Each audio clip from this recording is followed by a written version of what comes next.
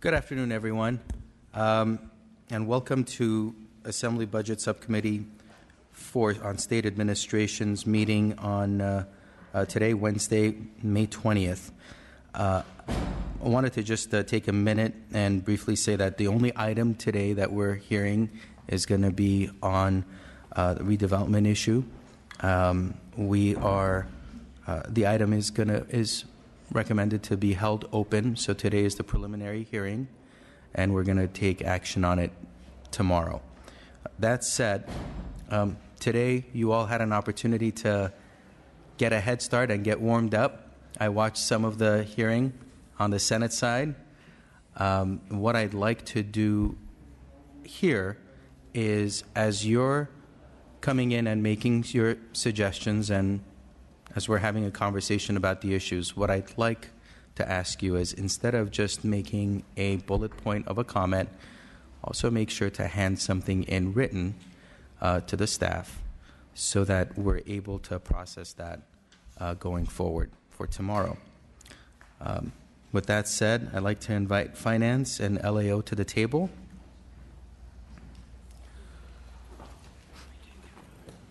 And since we have a quorum, we'll take roll now. Nazarian. Present. Allen. Cooper. Present. Mullen. Wilk. Present.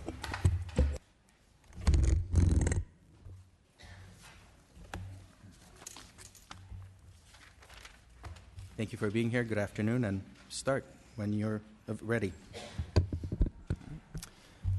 Good afternoon. My name is Chris Hill. I'm with the Department of Finance. Since we last presented the trailer bill addressing redevelopment issues to the subcommittee, the administration's had the opportunity to meet with a variety of stakeholders, and as a result of those meetings, we've made numerous changes to the trailer bill, and we've also broadened it into more of an omnibus local government bill that addresses a whole host of outstanding, long unaddressed issues in the local government arena, not just RDA. So I'll just go ahead and give a brief overview of some of the major changes we're making, because I know that a very busy agenda this week. First, where is the initial proposal? Proposed to undo certain court rulings pertaining to reentered agreements that oversight boards authorized authorized before June of 2012. We've removed that provision. So there are, I believe, 11 agreements that are impacted by the removal of those provisions. And we've also reached out to those 11 successor agencies with which we were in litigation and notified them that we're going to be ceasing all legal action. So those will remain to be enforceable obligations. We also, right now, successor agencies are unable to expend the proceeds of redevelopment bonds that were issued by agencies after December 31st of 2010. Right now, those proceeds can only be used to defease the underlying bonds. We have added a provision to the trailer bill to allow expenditure of some of those bonds, some of those bond proceeds. So if you have a finding of completion, and if you're on the last and final recognized obligation payment schedule process, you can expend up to 55% of those bonds if they were issued in January of 2011, and it goes on a sliding scale down to 30% of the proceeds of bonds issued in June of 2011. Right now, a finding of completion is something that a successor agency can receive when they have remitted all the unencumbered cash assets to the former redevelopment agency, and those cash assets are identified by two sets of required audits. Right now, if for some reason the unencumbered RDA cash assets were spent, the successor agency can enter into a repayment plan with the Department of Finance to remit the amount that's been ordered to be remitted pursuant to the audit, which was spent. And right now, you can have a payment plan, but the payment plan, you cannot get a finding of completion until the payment plan has been completed. And so what we're proposing to do is to allow entities that have a payment plan to receive a finding of completion. There's another issue, property tax overrides. Prior to Proposition 13, cities, primarily cities, although some counties also did it, the voters were able to authorize additional property tax levies, the proceeds from which were used to pay for employee pension costs and for state water project associated costs primarily. And under redevelopment law, redevelopment agencies got a share of the incremental increase in those pension overrides. And the successor agencies continue to receive that override revenue, the incremental increase, and use it to pay RDA debt. And what we've done is we have amended the trailer bill to clarify that if the pension override levies revenues were never actually pledged to pay RDA debt, the successor agency shall get none of those revenues. It will all go to the levying entity. But if the revenues were pledged to pay RDA debt, but the entirety of the revenues are not needed to pay RDA debt, then what will happen is the amount that's not needed to pay RDA debt will be returned in its entirety to the levying entity. Whereas right now, that money goes out to all of the affected taxing entities, not so like the city, the county, the special districts, and the schools all get a share of that leftover money. And we're saying that will all just go back to the levying entity. Another change that we're making pertains to litigation-related expenses. In the trailer bill as it's drafted right now, it says that if a successor agency is initiating litigation against the state challenging RDA dissolution-related actions, that an enforceable obligation cannot be created to pay those litigation costs. Instead, they have to be funded out of the successor agency's administrative budget. And we have amended those provisions to say that what can instead happen is the city can lend money to the successor agency to litigate against the state on RDA dissolution-related issues. And if the successor agency receives a final court ruling upholding the position on which it's litigating, then it can recover its costs as an enforceable obligation. So the loan will be repaid as an enforceable obligation. We also make several changes to other local government issues that have been out there for a long time. The first pertains to what's called negative bailout, which impacts the counties of Stanislaus, Trinity, Plumas, and Lassen. It's an artifact of Proposition 13, wherein due to the value of the health and welfare bailouts received after Proposition 13 exceeded the amount of additional property tax that the counties received, so they lost the difference. And we're ending negative bailout in this proposal, which will save those 4 counties a cumulative $7 million per year. Another change pertains to 4 newly incorporated cities in Riverside County, which right now, due to when they incorporated, they received no vehicle license fee revenue, and they also received no property tax in lieu of the vehicle license fee revenue that they formerly received before the previous administration reduced the VLF from 2% to 0.65%. So, as a consequence of not receiving any VLF, these 4 cities are about $24 million in arrears and payments to Riverside County for services rendered for such services as law enforcement, because these are contract cities that contract with the county for those services. So what we're doing is we've created a mechanism for the state to pay the $24 million to the county on the city's behalf and wipe the slate clean. And what will happen is the amount that Riverside County has to pay to CAL FIRE for fire protection will be reduced by $24 million. The state will then backfill CAL FIRE's budget with $24 million general fund, and then finally Riverside County will forgive the debt owed it by the 4 cities. Another change pertains to something called tax equity allocation payments, and these are for specifically for 4 cities in Santa Clara County.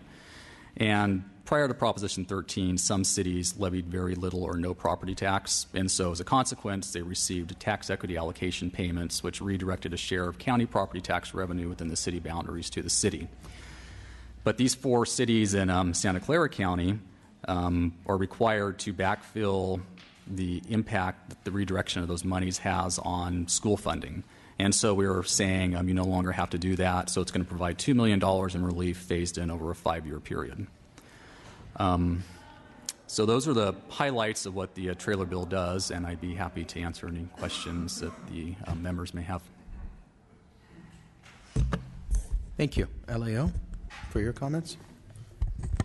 Sure, thank you. Thank you, Chair Brian Euler, LAO. I think the agenda does a pretty good job of summarizing our comments, so I'll just sort of briefly give you the bottom line that we feel that the administration's May proposal reflects an attempt to address many of the concerns and feedback that we heard from the local agencies throughout the earlier part of the budget process, and that way we think it's found a reasonable middle ground on many of the issues that were raised earlier.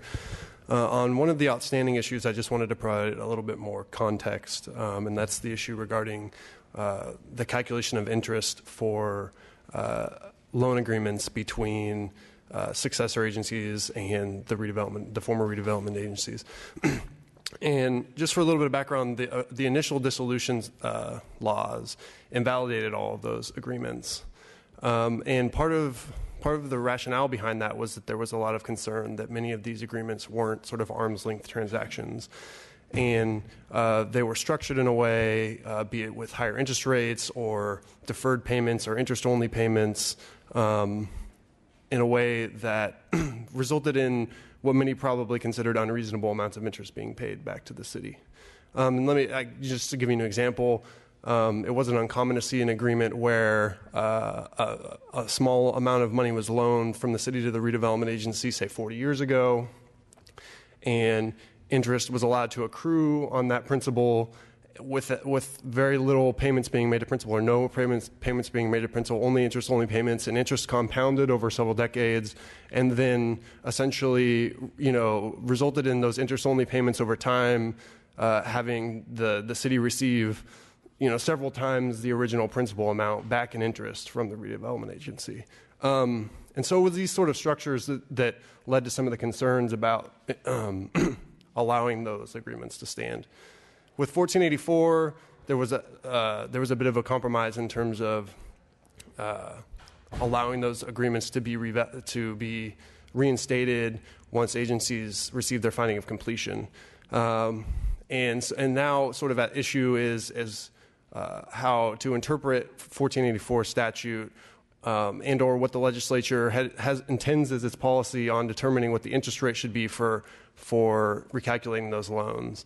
And just an issue to consider is, in light of the fact that in many cases these agreements already resulted in significant amounts of interest being paid, a consideration might be in thinking about a proposal such as finance that proposes sort of a modest interest rate that's lower than some of the past LAIF rates, is that might be a way of potentially offsetting some of these sort of worrisome structures that resulted in high interest payments.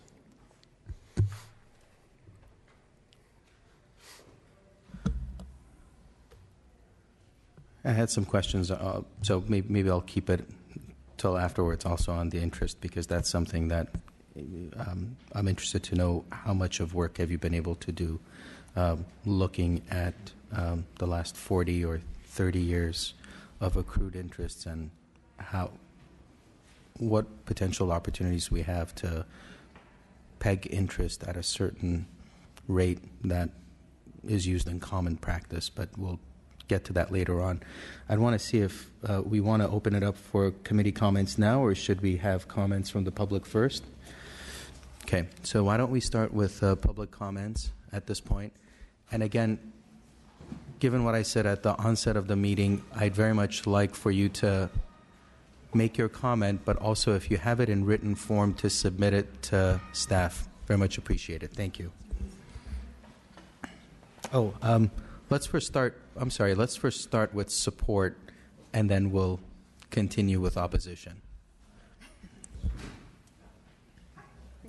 The seas parted. Yeah, this is great. Okay. Karen Lang on behalf of the County of Stanislaus and the City and County of San Francisco. Stanislaus County has benefited from what's called the negative bailout fix. It goes back to when Proposition 13 passed, and then a formula locked into statute how property taxes moved around under the AB 8 formula. Stanislaus County has transferred about $70 million since then to the state, and this proposal from the governor and the May revise actually corrects that inequity for them and for 3 other counties. Stanislaus is the single biggest beneficiary of that proposal. We're delighted. We support it immensely. The City and County of San Francisco also support the trailer bill. There's a provision that would allow them to bond against projects that have been given a final and conclusive determination. This will expedite their wind down because they have a huge amount of affordable housing replacement units they need to construct.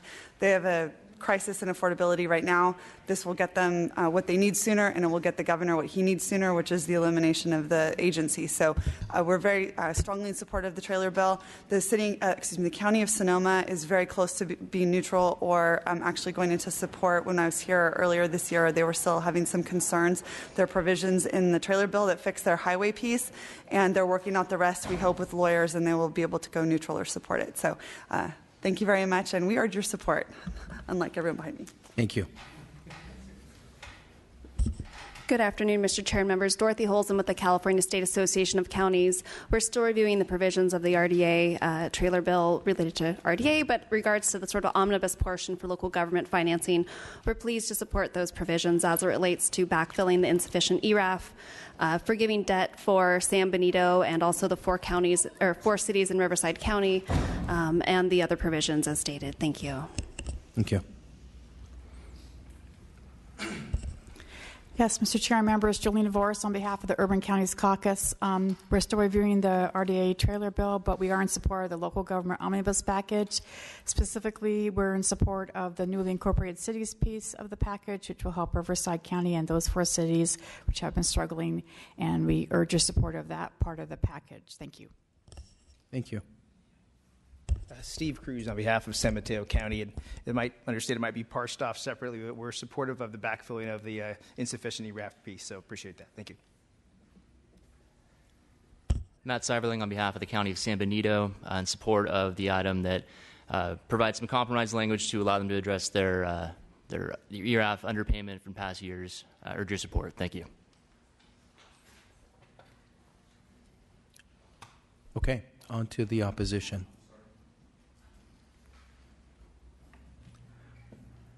Mr. Chair and members, Mark Thiessen with the Gualco Group on behalf of 2 clients, first the San Bernardino Valley Municipal Water District and the City of Santa Cruz. Both entities are not in support of the entire bill, but nor will they be opposed to the entire bill in its final form. First, with regard to San Bernardino, certainly want to thank the Department of Finance. San Bernardino had a separate sponsored bill, Ms. Brown's AB 654, dealing with the issue of the property tax override that was specifically dedicated to the state water project, and we certainly appreciate the fact that that issue was addressed and are in support of it. With regard to the City of Santa Cruz is likewise appreciative of those portions of the legislation that permit them to go forward on bonds that were issued prior to December 31st, 2010. Yet that said, with regard to the specific provisions for the City and County of San Francisco, clearly that allows them to move forward on specific projects to build affordable housing, the theme of which is obviously affordable housing is important to the state of California. Likewise, the City of Santa Cruz has a huge issue with providing affordable housing to its residents, and particularly people in the outlying areas, and would like the same consideration applied to the bond proceeds that were dedicated to affordable housing projects prior to December 31st, 2010, to be allowed to go forward for those projects, notwithstanding the fact that DOF and the city hasn't entered into an enforceable obligation on those projects yet. Thank you. Mr. Chair, members, Alan Fernandez on behalf of the Los Angeles County Board of Supervisors. We did have a support and concept to the earlier version of the trailer bill. We're not yet in the opposed either, though, so we're in the in-between. So I just wanted to state the 2 issues that we have concern with. One, as it relates to the consolidation of the oversight boards into one entity county-wide.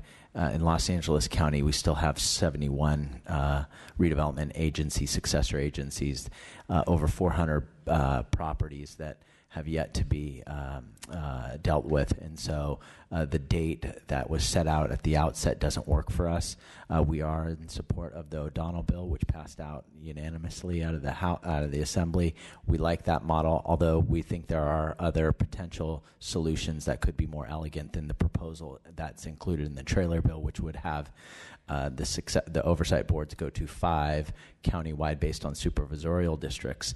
That provision is problematic for a number of reasons. We'll submit those comments in writing for you as you requested. In addition, we are concerned about the repayment of or payment or the allowance of the 2011 bonds. Also an issue that we will articulate in writing to the committee today. Thank you. Last call. Any more support? Okay. Opposition. Thank you, Mr. Chairman, members. Dan Keurig on behalf of the League of California Cities. You asked for some items in writing, and it's been provided to you, I believe, through the sergeant. First of all, I want to say, while we do have an opposed less amended position, we do recognize and appreciate some of the changes that have been made in this proposal since January. Most notably, I think the changes kind of fall into 2 categories. One are redevelopment-related changes, and then there have been some other proposals that obviously benefit local government but don't necessarily have a nexus with redevelopment, been added in the bill as well.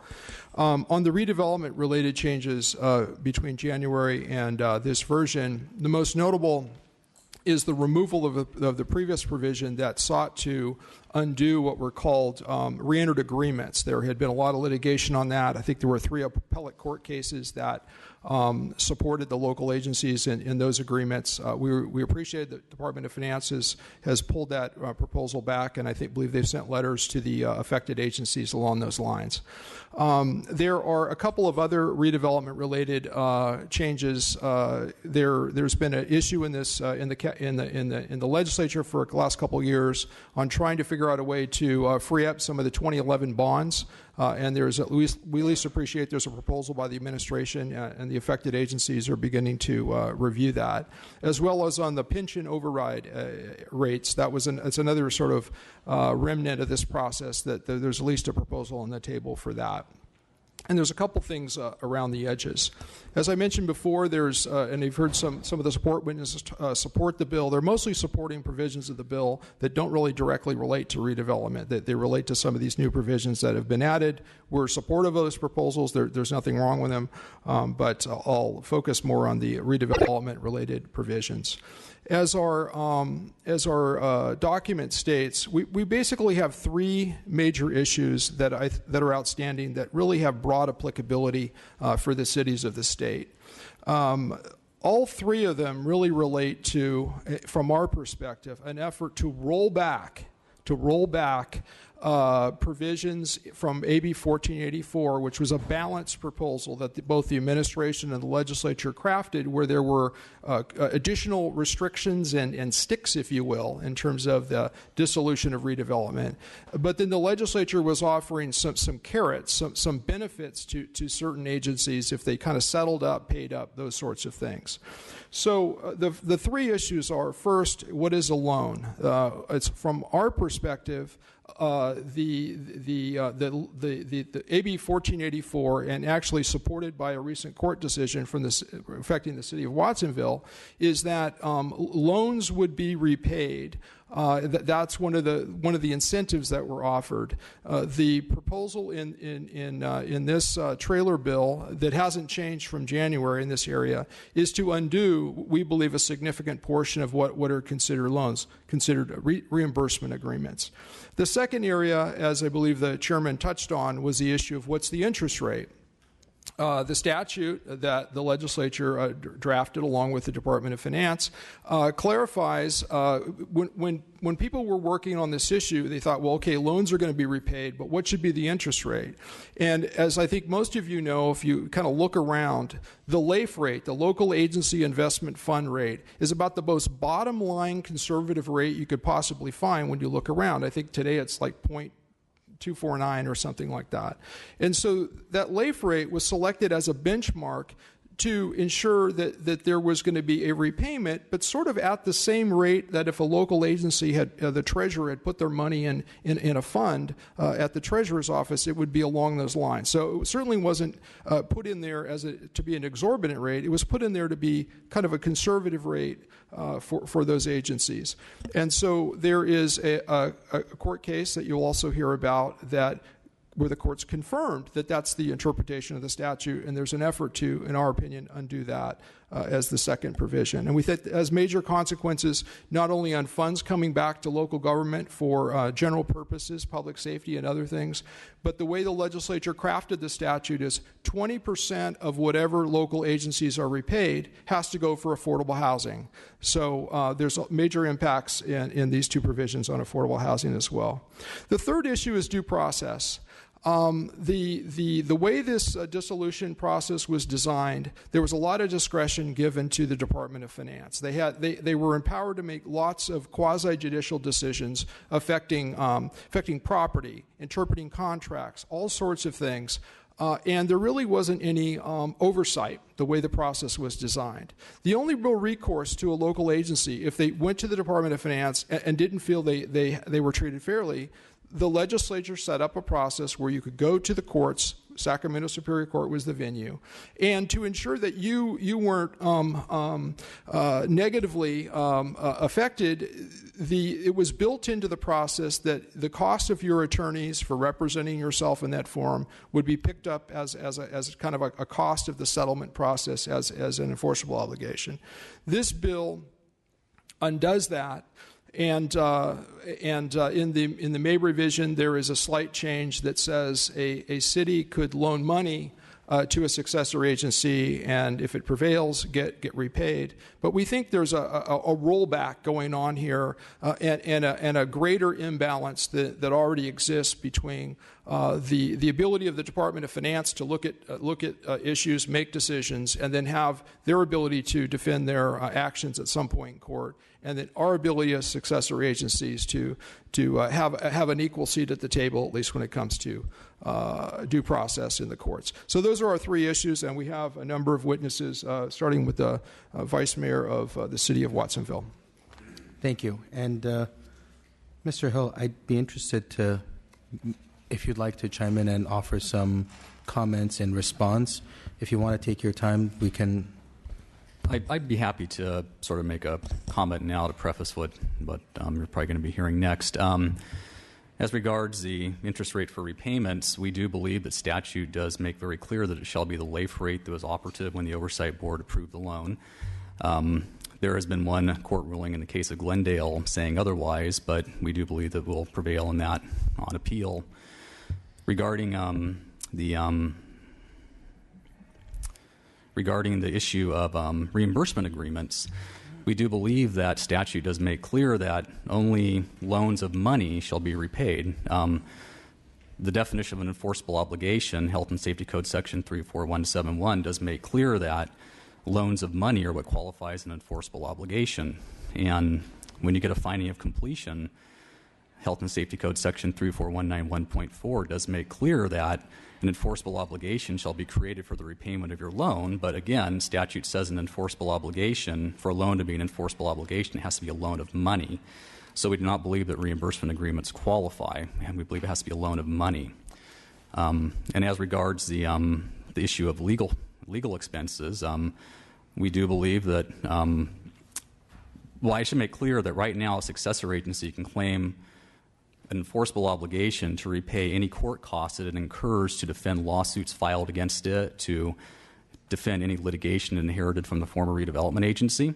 But if they're going to litigate against the state, we believe that a better middle road is to create this process where it's sort of if you prevail on your lawsuit, that you will get repayment. Okay. Thank you. Yes.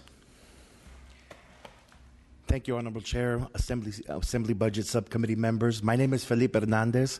I'm the Mayor Pro Tem of the City of Watsonville, and I'm here today to strongly request your opposition of the May revised version of the draft bill now being considered by your committee. Despite direction from the subcommittee previously, the DOF, to eliminate retroactive and harmful provisions There has been virtually no changes to the bill that would reduce its negative impact on cities and on Watsonville in particular.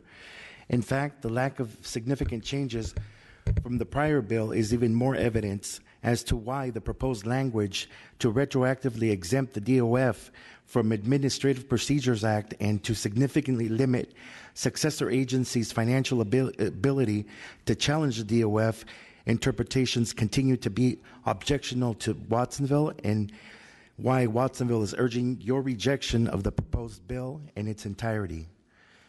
The city of Watsonville is a state-recognized economically disadvantaged community. We have approximately 87% Latino population.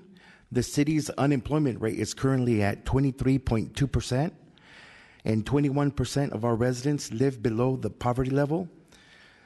General improvement of the economy experienced elsewhere in the state and the state's own fiscal situation has had little positive impact on our largely agriculturally based community, which on average makes only $16,000 per year. In the early 2000s, Watsonville's RDA committed all of its available resources to the development of the Watsonville Civic Plaza project that includes the County Superior Court and a new public library. Funding for this $40 million RDA project included loans from the city, and in 2006, the city and the RDA entered into 2 public improvement financing reimbursement agreements, totaling approximately $4.4 million. The city advanced these funds on behalf of the RDA, which immediately committed and paid to third parties involved in the construction of this project. The city loaned the funds for this project in full reliance on the future repayment on the loans by the RDA. The dissolution of the RDA has had a huge impact on Watsonville's efforts to address its economic development needs. However, Watsonville relied on AB 1484 incentives and written and oral assurances from the DOF that these long-standing city RDA public improvement financing agreements would qualify for reinstatement upon issuance of a finding of completion. Acting on that assurance, the city of Watsonville paid out over $4.4 million to the state to meet the DOF's conditions and received its finding of completion. And to our shock, when after paying out $4.4 million and complying with all the DOF's requirements, the DOF denied reinstatement of these $4.4 million public improvement financing agreements based solely on apparently its new interpretation of that reimbursement agreements are not loans. DOF had never before raised any questions regarding these agreements and in fact had always clearly referred to both public improvement finance agreements as loans that could be reinstated. After Watsonville received no response to its request to meet with the DOF, the city had little alternative but to file suit in the Sacramento Superior Court. On January 16, 2015, the court ruled in Watsonville's favor relative to these financing agreements and found that the reimbursement agreements were loans and were eligible for reinstatement. In the proposed budget trailer bill, the DOF is including a new loan definition that specifically excludes reimbursement agreements as being eligible for reinstatement and further proposes to make provisions retroactive. DOF blatant attempt to legislatively reverse the court's decision also represents a pretty clear acknowledgement that the DOF's current law does not support its interpretation that reimbursement agreements are not loans. If I can ask you to start wrapping up. I will. Please, thank you. There has been absolutely no change to the new language in the May revised version of this draft bill. Using the legislative process to retroactively negate court decisions is neither appropriate nor fair. The loss of $4.4 million to the city of Watsonville, combined with other negative impacts of the provision of this proposed trailer bill, could have on Watsonville accounts approximately 20% of the general fund budget. This would have an overwhelming financial impact that would affect the city's ability to provide basic essential public services. Given the significant impacts to our community, Watsonville respectfully requests that you oppose the May revised trailer bill as drafted. Thank you. Thank you.